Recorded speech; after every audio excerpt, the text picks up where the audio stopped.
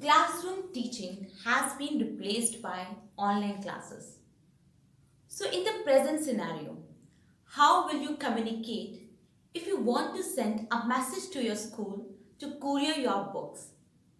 Or you want to state the reason of being absent from your online classes? Well, probably you will send a message through an email. Namaste children. This is Manisha Sehgal from the Department of English and today I am going to teach you email writing. So in this lecture, I am going to teach you the format of an email and I will also share some tips which you need to keep in your mind while writing an effective email. So what do you mean by email? Email is electronic mail. In today's digital age, it is one of the most preferred means of business as well as personal communication. It is quite similar to a letter writing. The slight difference is that you write a letter on a piece of paper, whereas email, as the name suggests, is sent through electronic devices like computer, laptop, and mobile phones. And yes, email is a faster way of communicating. You can exchange message in a blink of an eye, whereas a letter can take several days to be received by the sender. So for sending email, you need an email account. Alright, now let me discuss with you some of the key points of writing an effective email.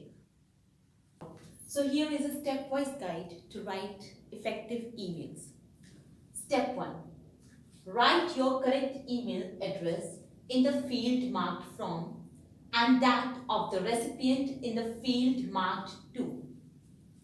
As you can see here, one is from and one is to. So you need to write your address. In from you will write your own address and in the field marked to you will write the address of the recipient. Who is the recipient? Receiver of the message, to whom you will write the email. Fine. So recipient is the one who receives the message. Next, step 2. Write the subject. So here are some tips for writing a subject. Your subject must be clear, precise. It should state the purpose of your writing. It must give a clue to the content of the message. For example, if you are inviting your friend over a New Year party, then the subject can be invitation for the New Year party. So subject must be clear, precise, and it must state the reason of your writing. So that when the receiver receives the email, the receiver must come to know what the email is all about. Step 3. Start your message with a pleasant greeting such as Dear Sir, Dear Madam, when you're writing a formal email. Well, email writing is of two types, formal and informal.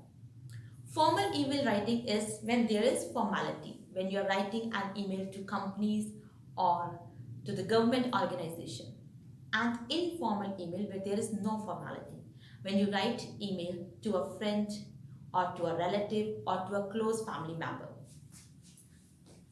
So when you're writing a formal email, you can start with Dear Sir or Dear Madam.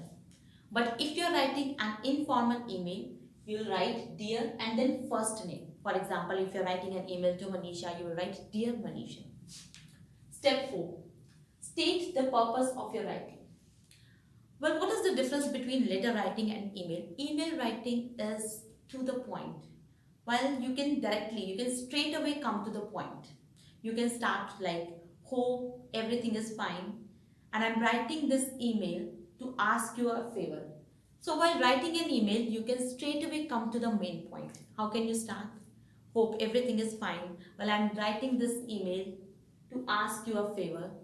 Or if you are thanking someone or if you are, complaining about someone, then you can start, well, I'm writing this email to complain about. Well, I'm writing this email to invite you. Next, step 5. End with thanks or a line saying, looking forward to hearing from you, or reply as soon as possible. So you can end with lines like looking forward to hearing from you or reply as soon as possible. Eagerly waiting for your reply or catch you later. Right? These kind of expressions you can end with. Step 6. Close it with yours sincerely, yours truly. So as I told you, email writing is of two types, formal and informal. So if you're writing a formal email, then you will write yours sincerely and yours truly. But if you're writing an informal email, then you will straight away write your name. Once again, let's have a look of the format of an informal email writing. So here I have written down the format of an informal email writing. First of all, you will write your own address, then to address of the recipient. Recipient is the receiver of the message.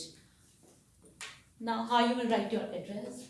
Like you will write your email ID.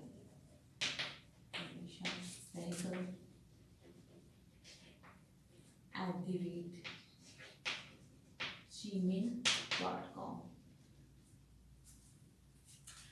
Then subject should state the reason of your writing. It should be brief, it should be to the point, it should be precise. Then as this is informal, this is format of an informal email. So here you will write dear and then first name.